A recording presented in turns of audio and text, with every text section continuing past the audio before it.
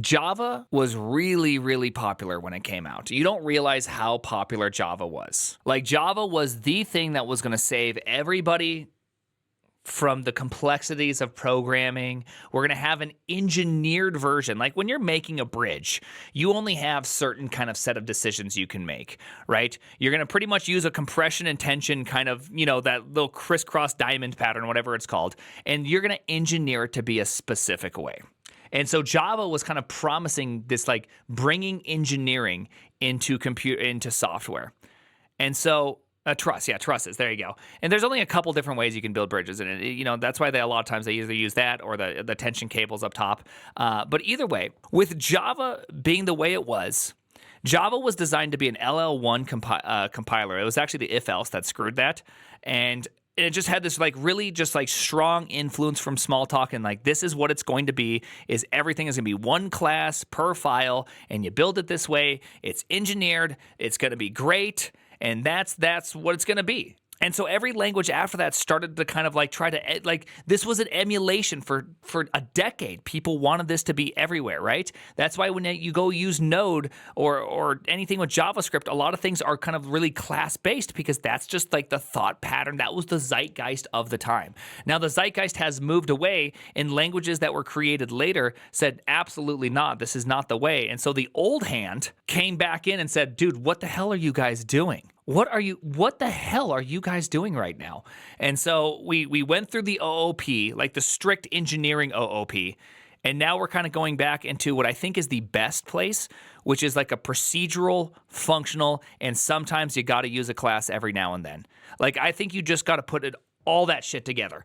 You just got to put it all together in one big old wrapped up package. And so that's kind of like what these structs with methods. If you have a struct with a method hanging off of it, that's called a class. Can we all agree? That's just a class. Ain't nobody, you're not getting out of, that's a class, right? But we don't allow inheritance. Okay, this is what I can agree with. Now we've reached a point that's awesome. Structural typing is just super duper dumb convenient, right? It's just super convenient. So when you use something like Go and you get structural typing, you're just like, my interface, my struct has these methods. You required interface. Bada bing, bada boom. Let's settle it down, right? It's like, it's very, very nice. And so that's why I think all these things happened where we went from Java into this. And you can even see it in Java. Java is starting to morph into, like, it's starting to go that same direction, like trying to push you towards this thing. Because I think, if anything, the biggest takeaway of the last 20 years of computer science or software engineering is that inheritance is often wrong. The era where Java ruled also had UML as the de facto methodology for planning your programs. Yep, yeah, literally, I had to do this. I did this for my master's. I did 6 months of writing UML diagrams to make a program that ran on a supercomputer. And guess what? Guess what? When I got done with all of that beautiful UMLing and everything, I started writing the program. But back in Java 1.5 days, the property accessors versus getters, there was like a significant slowdown, like order of magnitude slowdown. So I had to throw out my entire UML diagram and just make a bunch of raw dog and property access, effectively go down to just structs with methods hanging off of them. And it was fast enough for this damn supercomputer then, because or else it was just slow as shit. Colleges taught that we had to create real world abstractions on top of code. It was safer. Their intentions were pure, much like socialism, but they were stupid. Yes.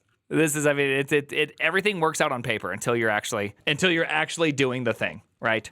And so it's just like this. It's largely to blame due to socialism mentioned. Let's go. Like, it's largely to blame just the confluence of Java and education really effed everything up. Is UML frowned upon? I think UML is one of the biggest disasters.